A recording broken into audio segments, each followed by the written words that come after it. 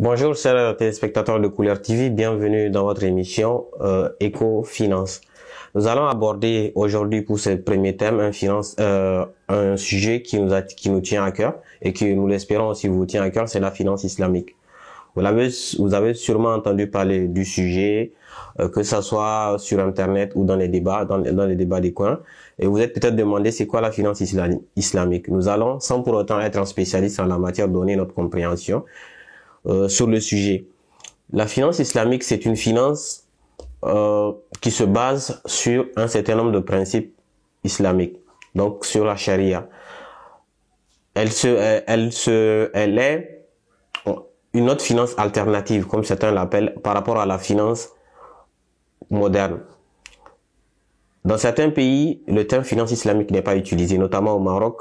Pour le même sujet, la finance islamique, l'utilisation qui est faite, c'est la finance participative. Alors, qu'est-ce que la finance islamique ou la finance participative selon l'expression que vous décidez de choisir? Le contenu reste le même. De quoi parle-t-il?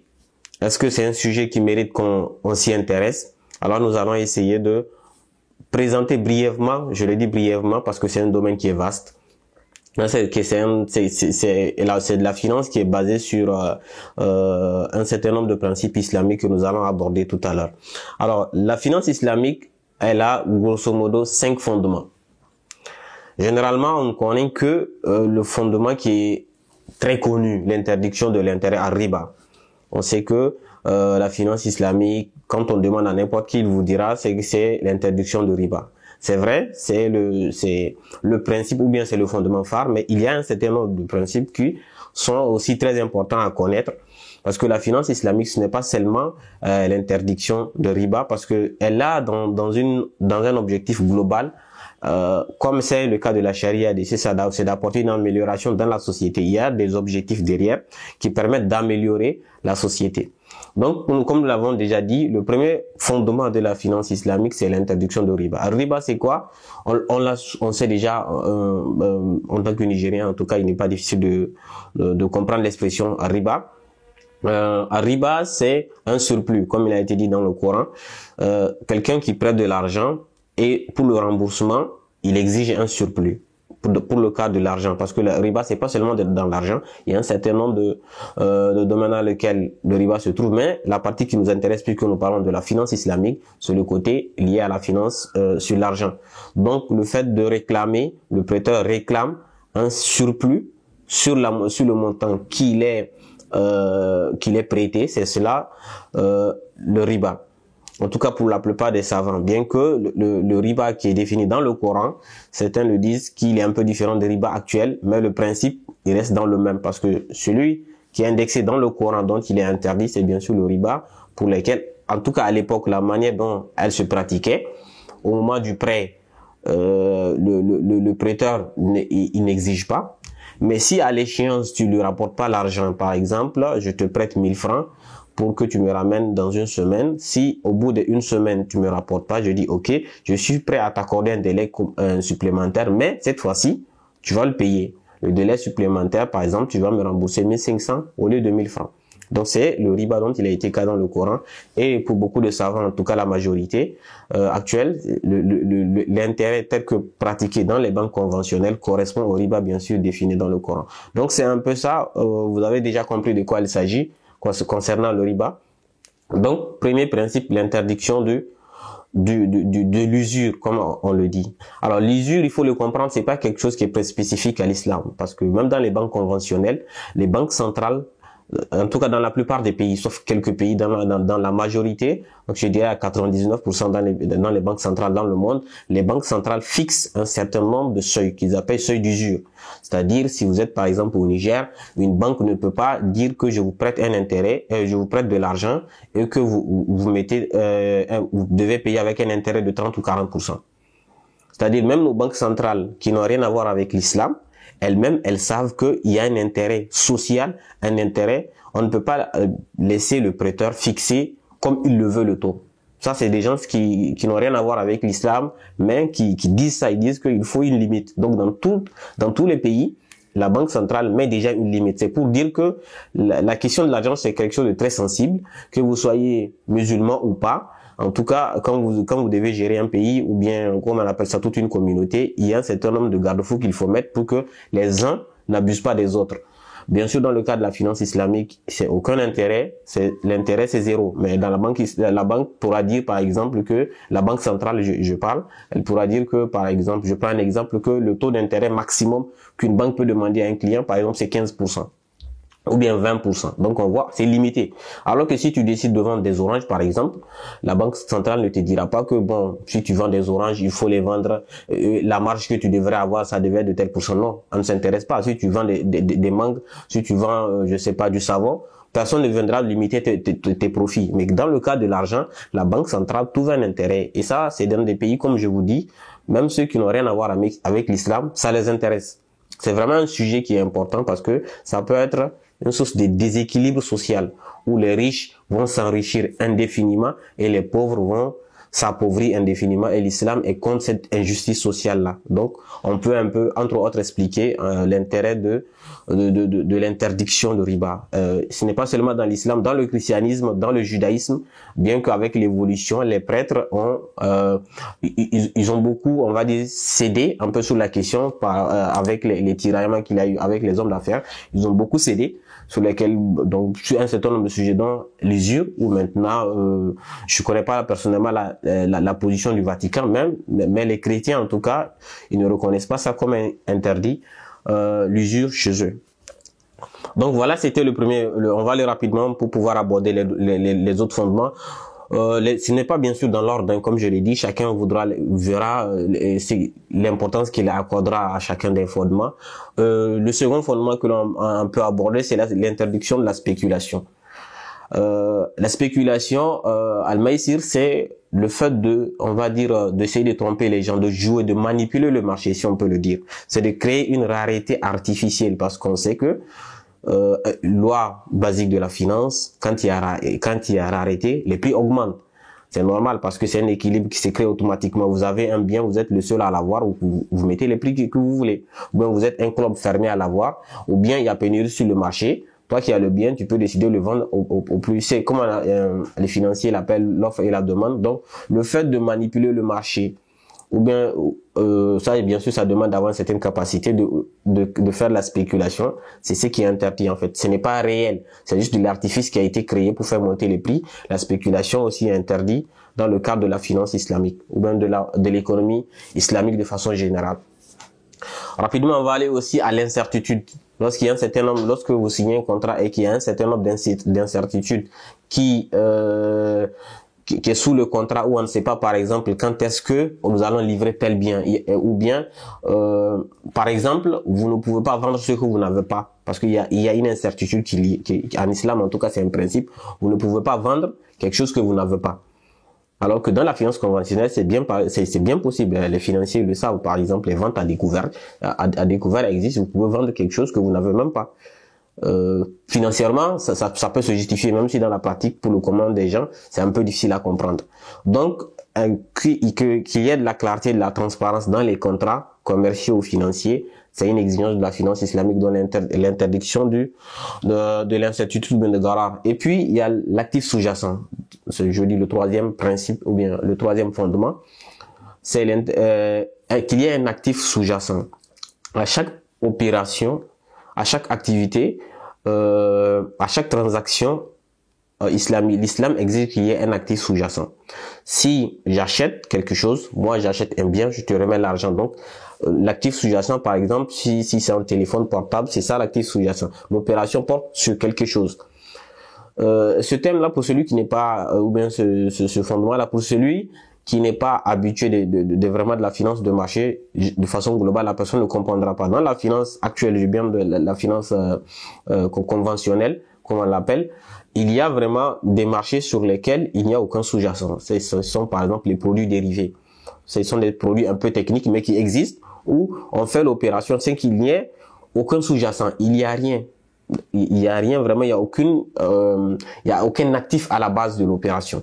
C'est juste des montages financiers qui sont faits pour pouvoir tirer profit les uns des autres. Ça aussi, c'est une interdiction. Il faut qu'il y ait un actif sous-jacent. Une opération doit porter sur un actif bien déterminé. Et le dernier, qui est pour moi le plus important, en tout cas à mon sens, bien que beaucoup n'y accordent pas d'importance, c'est l'interdiction pour la banque ou les banques islamiques de financer un certain nombre d'activités illicites. Comme je l'avais dit dès le début, l'islam, c'est d'apporter un plus à la société, et un certain nombre d'activités que l'islam ne veut pas faire la promotion. Et cela est important. Vous direz, par exemple, vous allez rencontrer des gens qui vont vous dire, bon, moi, la finance islamique, je connais pas trop, mais je pense pas qu'il y ait une grande différence avec la finance conventionnelle. Et moi, le premier argument que je donne, c'est ce point-là. Je dis, supposez, par exemple, moi, j'ai de l'argent. Moi, en tant que musulman, j'ai de l'argent, je dois déposer mon argent à la banque. Si j'ai le choix, je dis bien si j'ai le choix, parce que il se pourrait que là où je suis, il n'y a pas de banque islamique. Donc là, j'ai pas le choix. Mais si j'ai le choix entre déposer mon argent, faire un dépôt dans une banque islamique ou dans une banque non islamique ou bien conventionnelle, moi personnellement, je choisirais la banque islamique. Pourquoi? Parce que en déposant mon argent dans la banque islamique, je sais que si mon argent doit être utilisé, elle sera faite à bon escient. Ça veut dire que je contribue à la société, parce que quand je sais que quand je mets mon argent, elle ne sera pas utilisée, par exemple, pour financer des opérations illicites islamiquement. Par exemple, la vente de l'alcool. Au Niger, la vente de l'alcool, c'est autorisé, bien que c'est interdit islamiquement, mais le droit nigérien le permet. Donc, une banque conventionnelle, elle peut prêter de l'argent à un bar, à une boîte de nuit, ou bien les institutions dans ce genre-là, des entreprises dans ce genre-là. Et c'est tout à fait normal, parce que le droit nigérien le permet. Mais moi, en tant que musulman, ayant un principe ou suivant une morale musulmane, si j'avais le choix, je lui dirais, je déposais mon argent dans une banque islamique, puisque au moins ça me garantit au moins un élément, que mon argent sera utilisé dans mes propres convictions. C'est un point. Et c'est pour ça, en tout cas personnellement, pour moi, c'est le point le plus important dans ces principes qu'on vient d'évoquer là, même si chacun, comme je l'ai dit, pourra choisir l'importance de chaque point en fonction de ce qu'il trouve pertinent. Mais moi, personnellement, c'est ce point-là le plus important, parce que pour moi, l'argent que nous déposons à la banque, ça permet à la banque, bon, c'est vrai que j'inverse le principe en tant que financier, c'est une faute de le dire que les dépôts créent les crédits, mais c'est l'inverse qui le fait. Mais vous comprenez ce que je veux dire, c'est en déposant mon argent, j'ai vraiment la certitude de savoir que je ne suis pas en train de renforcer une banque qui pourra utiliser éventuellement, je ne dis pas que c'est le cas, mais éventuellement, rien n'interdit la banque, si elle décide, dans une banque conventionnelle, si elle décide de financer, comme je dis, elle est dans son droit, rien ne l'interdit. Alors que dans une banque islamique, et on le verra, c'est le prochain point, il y a ce qu'on appelle le Sharia Board, ou bien un comité de conformité chariatique. Et c'est une exigence dans toutes les banques. C'est un collège ou bien un comité qui comprend des jurisconsultes musulmans spécialisés, chacun dans son domaine, et qui ont l'autorité par rapport aux activités de la banque, qui vont par exemple dire telle opération est licite, telle opération est illicite. Donc si le comité juge qu'une opération qu'une banque islamique veut faire n'est pas licite, elle va dire que non, vous ne pouvez pas faire cette opération parce qu'elle est illicite. Donc il y a une autorité qui va charger de dire, parce que donc la banque, ce n'est plus maintenant un vecteur de profit, c'est-à-dire ce n'est pas seulement le directeur de la banque qui a le seul objectif de faire du profit. En plus de vouloir faire du profit sur les opérations, il est soumis déjà à un contrôle de conformité d'un certain nombre de savants qui sont indépendants, en principe qui sont indépendants, qui vont dire est-ce que les activités que vous faites là, ils sont compatibles avec, et je le dis, ce sont des savants musulmans. C'est pas vraiment des gens qui comprennent n'importe où, ce sont vraiment des jurisconsultes, ils se connaissent en fiqh et dans les autres domaines de la finance ou bien de l'économie islamique et qui se prononcent. Donc c'est pour dire qu'il y a vraiment des garde-fous qui ont été mis. Donc comme je le disais, le dernier principe, c'est l'interdiction d'un certain nombre de trucs. Par exemple, quelqu'un peut vouloir faire une activité, c'est-à-dire une ferme d'élevage de cochons, parce que c'est vrai au Niger, ça n'a pas trop son sens, c'est un tel exemple par exemple, mais être en Côte d'Ivoire ou au Ghana, vous allez voir, il y a de très très très grandes fermes où on élève des cochons. Bon, parce que c'est quelque chose qui est très consommé là-bas. Donc, ce qui fait que si, par exemple, au Niger, éventuellement, quelqu'un, il veut faire ça, s'il va avoir une banque islamique nigérienne, la banque lui dira, écoutez, vous avez un projet qui est peut-être très rentable, mais malheureusement, nous sommes astreints à un certain nombre d'obligations, nous ne pouvons pas vous financer. Et moi, personnellement, je suis, en tout cas, en tant que musulman, je vois que cette finance-là, elle fait la promotion, en tout cas, d'un certain nombre de morales à laquelle j'adhère. Donc voilà, grosso modo, un peu ce qu'on peut dire sur les fondements de la finance islamique et puis le comité de Sharia. Et puis un autre point que nous pourrons aborder, c'est un principe phare. Parce que ça, ce sont les principes de base. Maintenant, il y a un principe de fonctionnement. Avant d'aborder, peut-être si nous avons le temps, pour ne pas être trop long, entrer dans les produits financiers islamiques. Le principe phare, c'est un principe de partage des profits et des pertes. Tous les produits financiers que nous allons, les quelques-uns que nous avons cités et que nous avons choisis et que peut-être que nous allons présenter tout à l'heure, ils sont fondés sur un seul principe fédérateur, c'est le principe de partage des profits et des pertes. Vous allez beaucoup entendre parler de cela si vous allez dans des conférences sur la finance islamique. C'est un principe qui fait la promotion de l'égalité, qui veut que, comme je l'ai dit dès le début, islamiquement, vous n'avez pas le droit, en tout cas dans les cas normaux, il peut y avoir des exceptions, mais dans le cas normal, vous ne pouvez pas vendre quelque chose que vous ne possédez pas, par exemple. Donc, c'est un principe qui veut que quand deux personnes décident de se mettre en partenariat ou bien faire une activité, qu'il y ait des principes de base où les profits seront partagés mutuellement et que les pertes aussi seront partagées mutuellement. Parce que islamiquement, l'islam est vraiment on va dire très à cheval sur les principes, sur le formalisme, parce que lorsque vous devez faire un contrat, généralement, vous allez voir, l'islam va porter un certain nombre d'obligations que le contrat, par exemple, doit respecter pour que ce soit valide islamiquement.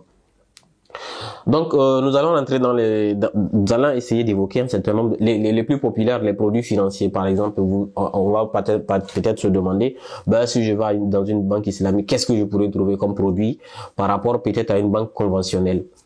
Actuellement, si je vais dans une banque conventionnelle, je demande, on pourra me dire le banquier ou bien le chargé commercial, il va me dire, voilà, vous avez la possibilité d'avoir voilà des crédits à la consommation, des crédits immobiliers, on va dire un plan épargne logement. Il y a un certain nombre de produits et de services que la banque offre.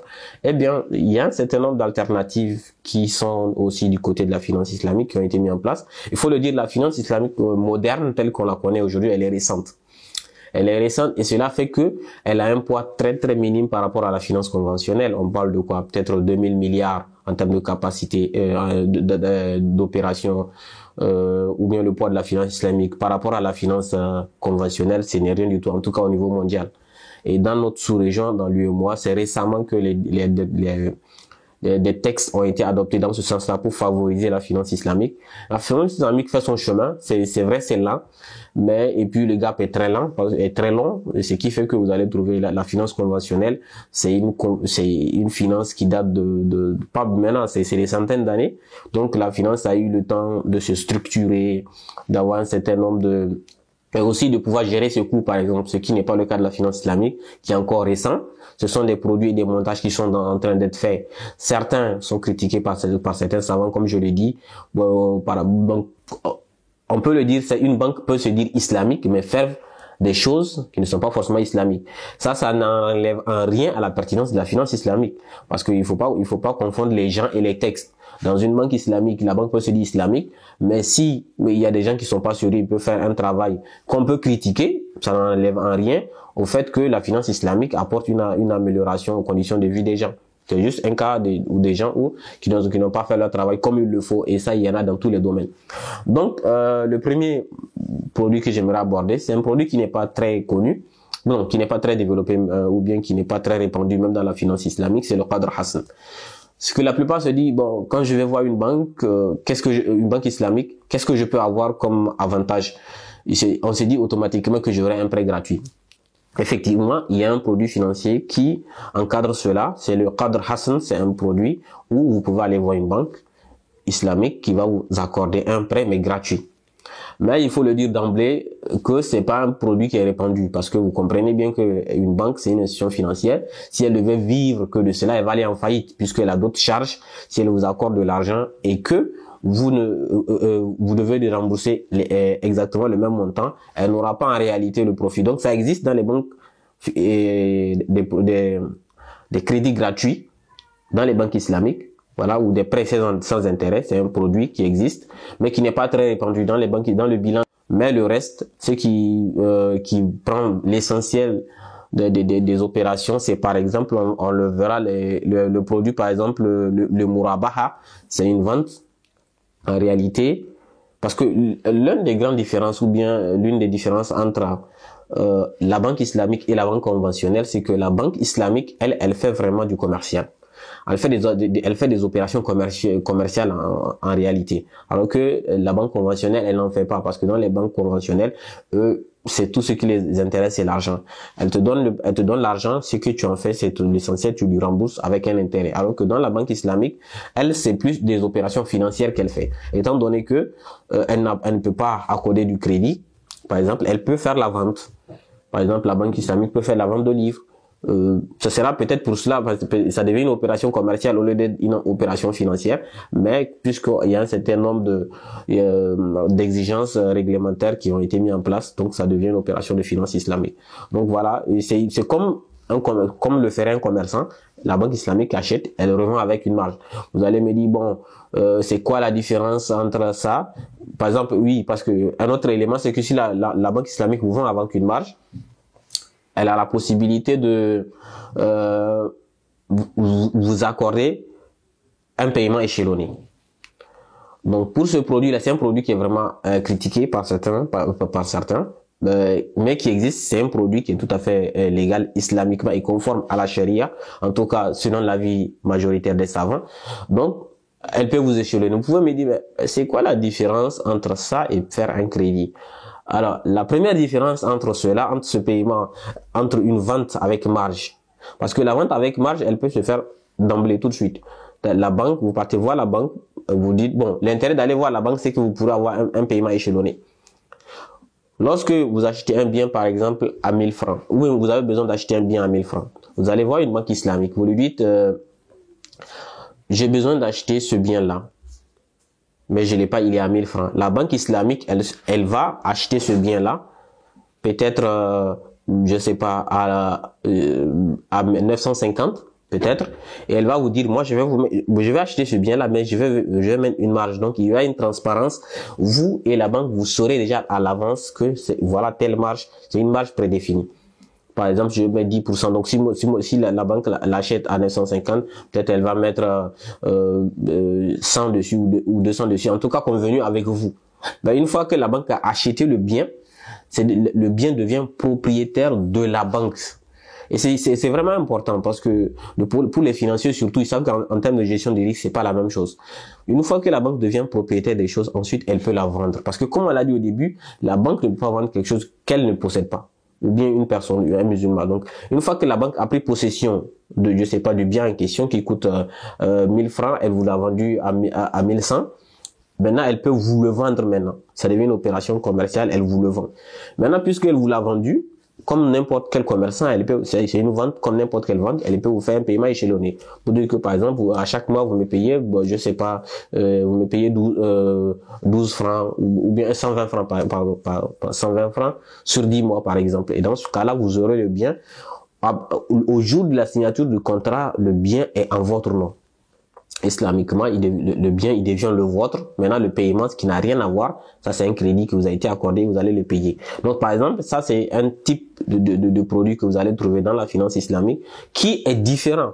Par exemple, on peut poser la question où se trouve par exemple la différence, par exemple les 20 ou bien les 100 qui ont été ajoutés. Est-ce que ce n'est pas de l'intérêt? Non. Parce que dans le fondement même, c'est pas la même chose. Par exemple, l'une des conséquences, c'est que si vous faites défaut de paiement dans une banque conventionnelle, par exemple, si vous faites un défaut de paiement, la banque, elle va vous facturer. Ou bien, même pas défaut de paiement. Si vous décidez de faire un paiement anticipé. Ce qui est paradoxal, aujourd'hui, si vous partez voir une banque conventionnelle, et que vous faites un prêt, et que après vous avez de l'argent. L'argent vous est venu comme ça, je sais pas, vous avez de l'argent et vous dites, bon, je vais aller rembourser mon argent. Dans la plupart des cas, en tout cas dans 99% des cas, vous partez, si vous faites un versement anticipé, si vous n'avez pas négocié ça au début, en tout cas, la banque elle va vous taxer. Ça paraît paradoxal, mais c'est ce qui se passe dans les banques. Vous faites un versement anticipé pour dire que j'ai eu de l'argent, je veux rembourser mon banque, la banque va vous taxer. Pourquoi la banque vous taxe? C'est ça la question. Pourquoi la banque va vous taxer? Parce que elle perd de l'argent. Si vous faites un remboursement anticipé, la banque, elle ne peut réclamer un intérêt que si le temps est couru. Donc, si vous venez faire un pays, si vous avez pris un emprunt sur un an et qu'au bout de 6 mois, vous venez rembourser de façon anticipée, vous faites perdre à la banque 6 mois d'intérêt. Je parle de la banque conventionnelle. Donc, la banque va vous dire, elle va se dire, ben, moi, j'ai déjà fait des prévisions. Mais là, maintenant, vous êtes en train de me faire perdre de l'argent. Donc, pour cela, pour votre versement anticipé, elle va vous taxer. Vous voyez? Alors que pour une banque islamique, si vous venez faire, que vous faites le versement aujourd'hui, ou bien que ça soit anticipé ou pas, ça n'a aucun intérêt, parce que c'est comme un commerçant qui t'a vendu. Le commerçant, plus tu le payes le plus rapidement possible, plus ça l'arrange. Il ne va pas te taxer. Vous voyez un peu, parce que la banque conventionnelle, elle, tout son argent vient du fait que ça vient de l'intérêt. Et l'intérêt, la banque ne peut l'acquérir que seulement si le temps est passé. Et si vous venez après 6 mois, la banque aura seulement droit aux 6 premiers mois. Les 6 derniers mois pour lesquels vous n'allez pas payer d'intérêt, c'est une perte pour elle. Donc elle dit, bah écoutez, moi j'ai une perte, il faut que vous payiez. Donc donc ceux qui ne sont pas habitués, souvent ils vont voir les banquiers, ils vont payer. On dit qu'on va les pénaliser. Il dit, mais je comprends pas, moi je viens payer, pourquoi vous voulez me pénaliser? C'est un peu ça la logique qui est derrière. Donc voilà un des éléments fondamentaux qu'il y a de différence entre la finance islamique et la finance conventionnelle. C'est vrai que la rémunération, quelqu'un a pris un crédit dans une banque conventionnelle, il a pris 1000 francs, on lui dit il rembourse 1200, les 200 sont des intérêts. Pour une banque islamique, il achète le bien à 1000 et il le vend, la banque islamique le vend à quelqu'un à 1200. Là aussi c'est 1200, les gens vont dire les 200 là aussi c'est de l'intérêt. Non, c'est pas de l'intérêt. Parce que il faut faire la différence entre un produit et un intérêt. Un produit peut être un intérêt, un produit il peut aussi ne pas être un intérêt. Donc pour ce cas précis, c'est juste un bénéfice que la personne a fait, qui n'est pas forcément de l'intérêt. C'est vrai que sur le papier, 200 égale à 200, mais dans le fondement, quand on rentre dans le fond de l'analyse, ce n'est pas du tout la même chose. Donc c'est pourquoi il faut qu'on comprenne c'est quoi la finance islamique souvent avant de critiquer. Moi, j'ai eu à rencontrer des gens qui me disent la finance islamique, c'est la même chose que la finance conventionnelle, il n'y a pas de différence. Mais en réalité, si tu lui demandes c'est quoi vraiment la finance islamique, la personne ne sait pas. Elle a juste, peut-être lu sur Internet, vu quelque chose, elle s'est dit, bon, écoutez, c'est la même chose, moi je vais rester sur ma banque, je ne vois pas la différence. Bien sûr, l'objectif n'est pas de contraindre les uns et les autres à aller vers une finance ou vers une autre, mais si on décide de se prononcer sur une chose, l'honnêteté intellectuelle voudrait qu'on comprenne réellement c'est quoi. Donc, pour se prononcer sur la finance islamique, il faut des prérequis en finance déjà, parce que si on ne l'a pas, il est normal qu'on puisse se perdre. Donc voilà un peu un produit. Il y a un certain nombre de produits aussi qu'on peut citer, par exemple comme les Bodaraba. Par exemple, on va dire c'est un partenariat. Moi, j'ai un projet, par exemple, que je veux financer. Au lieu de partir chercher un prêt à la banque conventionnelle, je vais au niveau de la banque islamique, une banque islamique, et je dis, écoutez, moi, je suis je suis un entrepreneur, je porte le projet. Voilà, mais je n'ai pas de financement. Puisque la banque islamique ne peut pas vous prêter, puisque si elle vous prête de l'argent, ou bien, bon, c'est pas qu'elle ne peut pas vous prêter, mais comme je l'ai dit, le prêt sans intérêt, c'est vraiment limité. La banque ne peut pas faire de cela son activité, sinon elle va aller en faillite. Mais si elle dit, ok, moi je vous propose un partenariat. Moi je suis la banque, j'ai de l'argent. Toi, tu as le projet. On s'associe ensemble et on fait le projet et on définit à la fin le bénéfice. On va le partager combien? 40%, 60% ou bien 50%, 50%. Vous discutez ensemble. Ça, c'est permis dans la finance islamique. Dans ce cas-là, la banque investit son argent. Bien sûr, si c'est lui qui a apporté l'argent, elle pourra négocier d'avoir une grande part dans les bénéfices, mais la banque sera rémunérée sur les bénéfices. Donc, s'il n'y a pas de bénéfices, il y a pas de comment on appelle ça, il y a pas de revenus pour la banque.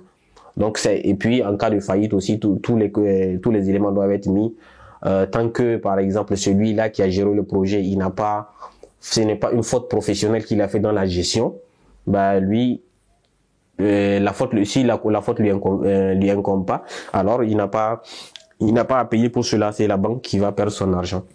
Donc voilà, c'est juste il y a aussi le contrat de location, le ijara, il y a le istisna, il y a vraiment beaucoup de sujets. Donc comme je l'ai dit, l'idée c'est juste de nous donner cet appétit-là pour qu'on puisse faire la recherche, pour qu'on puisse discuter entre nous de façon dépassionnée, voilà, parce qu'il y a certains dès qu'ils voient le mot islamique, déjà ça les dérange. Comme je l'ai dit, dans certains pays comme le Maroc, pour le même sujet, une autre expression a été utilisée, c'est la finance participative. Mais en réalité, c'est la finance islamique. Appelez-la comme vous le voulez, mais l'essentiel, il faut reconnaître une chose, c'est que ça apporte un plus. Ça apporte un plus. Avant de finir, je vais évoquer, il y a des critiques. Bon, il faut être honnête aussi, comme j'ai parlé d'honnêteté intellectuelle, il y a des critiques des musulmans comme des non-musulmans, essentiellement sur la finance islamique. Certains parlent de coûts. Par exemple, je vous ai donné par exemple l'exemple du murabaha, par exemple la vente avec marge. Généralement, c'est beaucoup plus coûteux qu'un crédit traditionnel. Donc, si vous voyez un musulman, vous lui dites, tu vas acheter une moto. S'il va dans une banque conventionnelle, on lui accorde un prêt. Le prêt a un taux d'intérêt de, par exemple, 10%. Si le tout, s'il compare ça avec dans une banque islamique, par exemple, ça va lui coûter un peu plus cher. Donc les gens disent que bon, en réalité la finance islamique c'est un peu plus cher. Oui, en tout cas à l'état actuel des choses, comme je l'ai dit, la finance conventionnelle n'est pas d'aujourd'hui. Elle a eu le temps de se développer et donc de baisser les coûts. Ce n'est pas le cas de la finance islamique. Et c'est d'autant plus que les gens ils n'adhèrent pas beaucoup. Si les gens adhéraient en masse à la finance islamique, ça va permettre, en tout cas aux institutions financières islamiques, de baisser. Et ce qui fait aussi qu'il y a des coûts supplémentaires, c'est par exemple dans le cas de la finance islamique, il y a des contrats qu'il faut signer parce que c'est plusieurs contrats. Et chaque contrat, pour ceux qui le savent, c'est la réglementation dans nos pays là qui l'exige.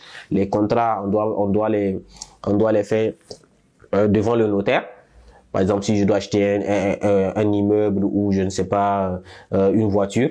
Donc, c'est des contrats qui doivent être, comment on appelle ça, qui engendrent des coûts. Donc, si la banque islamique achète, par exemple, la voiture et décide de vous revendre, ça fait 2 opérations. Dans chaque opération, il y a des coûts.